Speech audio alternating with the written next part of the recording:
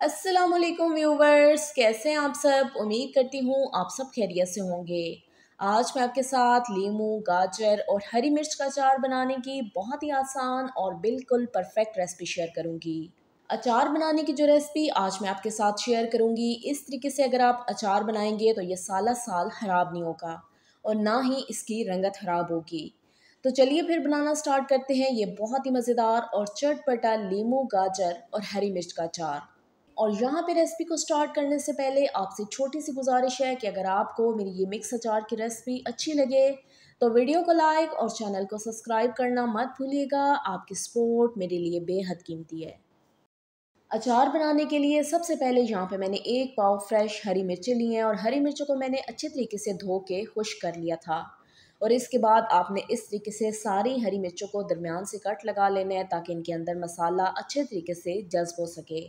इसके बाद यहाँ पे मैंने एक पाव देसी नींबू लिए हैं और नींबू को मैंने अच्छी तरीके से धो के खुश्क कर लिया था। तो यहाँ पे मैंने देसी नींबू का इस्तेमाल किया है, इससे अचार माशाल्लाह से बहुत ही मज़ेदार बनता है। आप चाहें तो आप इनकी जगह दूसरी नींबू भी इस्तेमाल कर सकते हैं। और नींबू को भी मैंने दरमियान से काट के दो पार्ट्स में डिवाइड कर दिया है। तो आपने भी इसी तरीके से हरी मिर्चों और नींबू को दरमियान से काट के दो पार्ट्स में डिवाइड कर देना है।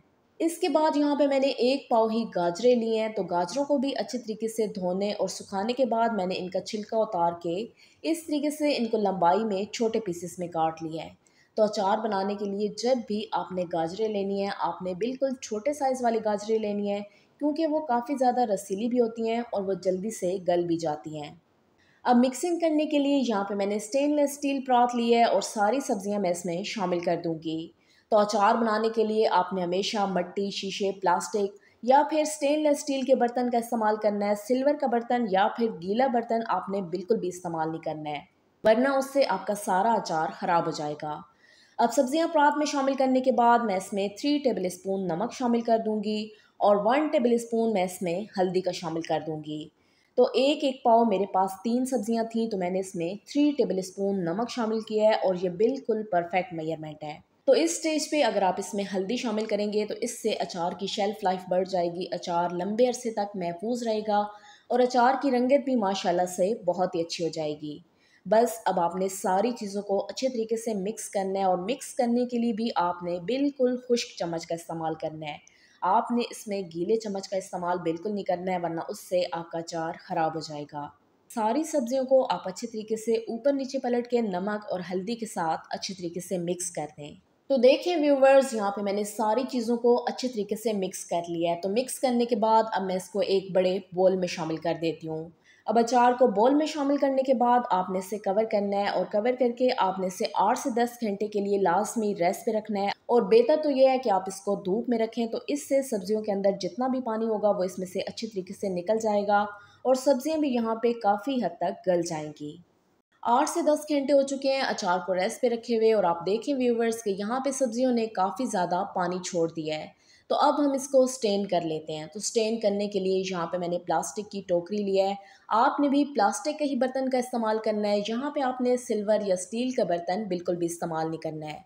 और इसको टोकरी में डालने के बाद आपने 15 से 20 मिनट के लिए ऐसे ही रहने देना है ताकि इसके अंदर से सारा पानी अच्छी तरीके से निकल जाए। और यहाँ पे मैं आपको चेक भी करवाती हूँ कि सब्जियों ने कितना ज़्यादा पानी छोड़ दिया था। तो इससे ये फ़ायदा होता है कि यहाँ पे सब्जियाँ काफ़ी हद तक गल जाती हैं और जब सब्जियों से पानी भी अच्छे तरीके से निकल जाता है तो इस तरीके से आपका अचार भी बिल्कुल ख़राब नहीं होता है।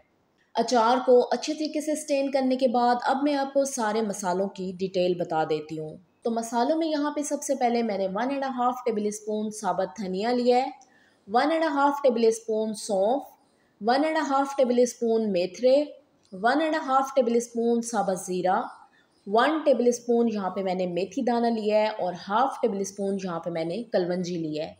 तो कलवंजी का इस्तेमाल आपने बाकी मसालों की निस्बत कम करना है, क्योंकि अगर आप कलवंजी का इस्तेमाल ज़्यादा करेंगे तो उससे आपके अचार का टेस्ट कड़वा हो सकता है। अब कलवंजी और मेथी दाना को छोड़ के इसके अलावा जितने भी मसाले हैं आपने उनको दरदरा सा ग्राइंड कर लेना है। और उसके बाद अब हमने सारी चीज़ों की मिक्सिंग करनी है।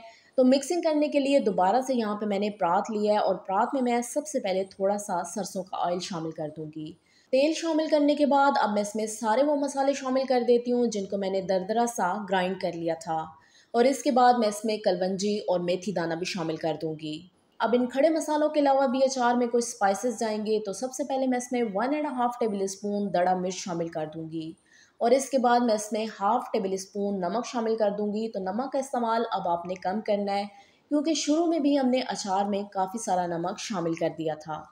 तो बस अब आपने सारे मसालों को अच्छे तरीके से एक दफ़ा मिक्स कर लेना है और मिक्स करने के बाद मैं इसमें स्टेन की हुई सारी सब्जियां शामिल कर दूंगी और इसके बाद आपने इनको भी तेल और सारे मसालों के साथ एक दफ़ा अच्छी तरीके से मिक्स करना है।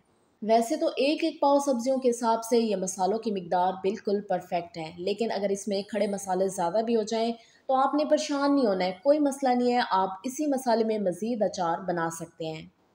तो देखिए व्यूवर्स, यहाँ पे मैंने सारी चीज़ों को अच्छे तरीके से मिक्स कर लिया है। अब मिक्स करने के बाद अचार को स्टोर करने का तरीका आपके लिए जानना बेहद ज़रूरी है, क्योंकि अक्सर लोग इसको गलत तरीके से स्टोर करते हैं तो उससे उनका अचार ख़राब हो जाता है। अब अचार को स्टोर करने के लिए दोबारा से आपने शीशे, मिट्टी या फिर प्लास्टिक के ही बर्तन का इस्तेमाल करना है और बर्तन को आपने अचार बनाने से पहले एक दफ़ा अच्छे तरीके से धो लेना है और धोने के बाद आपने इसको अच्छे से खुश्क भी कर लेना है और उसके बाद आप इसे 1 घंटे के लिए धूप में रख दें ताकि ये मुकम्मल तौर पे अच्छे तरीके से ड्राई हो जाए। तो यहाँ पे मैंने ये शीशे का जार लिया और इसको मैंने अच्छे तरीके से धो के खुश्क भी कर लिया था। तो अब सारा अचार मैं इस शीशे के जार में शामिल कर दूँगी। तो अब अचार को जार में शामिल करने के बाद मैं दोबारा से इसमें सरसों का तेल शामिल कर दूंगी। तो यहाँ पे आपने सरसों के तेल को हल्का सा गर्म कर लेना है, इतना ही जितना कि आपका हाथ इसको बर्दाश्त कर सके। बहुत ज़्यादा आपने इसे खुलाना नहीं है, बस आपने इसको हल्का सा गर्म करना है। तो यहाँ पे आपने इसमें इतना तेल शामिल करना है कि जिसमें अचार अच्छी तरीके से डूब जाए। तो देखिए व्यूवर्स, यहाँ पे ये अचार मुकम्मल तौर पे तैयार हो चुका है। तो अब आपने इसको अच्छे तरीके से लिड से कवर कर देना है और कवर करके आपने एक दफ़ा इसको अच्छे से हिला लेना है ताकि सारे अचार के अंदर तेल भी अच्छी तरीके से मिक्स हो जाए। तो बस अब आपने 3 से 4 दिन के लिए अचार को ऐसे ही छोड़ देना है ताकि अचार अच्छे तरीके से गल जाए। और ये एक आपने काम करना है कि सुबह शाम आपने एक दफ़ा इसको अच्छे से हिला लेना है ताकि तेल सब्जियों के साथ अच्छे तरीके से मिक्स हो और आपके अचार के ऊपर फंगस ना आए। और 3 से 4 दिन के बाद मैं आपको चेक भी करवाऊंगी कि अचार की क्या सिचुएशन है। 3 दिन के लिए मैंने अचार को गलने के लिए छोड़ दिया था। तो देखिए व्यूवर्स, यहाँ पे ये अचार अब इस्तेमाल के लिए मुकम्मल तौर पे तैयार हो चुका है। और आप देखिए व्यूवर्स कि माशाल्लाह से बहुत ही मज़ेदार और खिला खिला हमारा ये अचार बन के तैयार हुआ है। आप इसकी रंगत चेक करें कि माशाल्लाह से इसकी रंगत कितनी अच्छी है। तो इस तरीके से अगर आप अचार बनाएंगे तो आपके अचार की रंगत भी माशाल्लाह से बहुत ही खिली खिली होगी और आपका अचार लंबे अरसे तक महफूज रहेगा, ये बिल्कुल भी ख़राब नहीं होगा। तो अब आप इसको गर्मा गर्म पराठों के साथ या फिर चावलों के साथ या किसी भी सालन के साथ खाएं तो इंशाल्लाह ये आपको बहुत ही मज़ेदार लगेगा।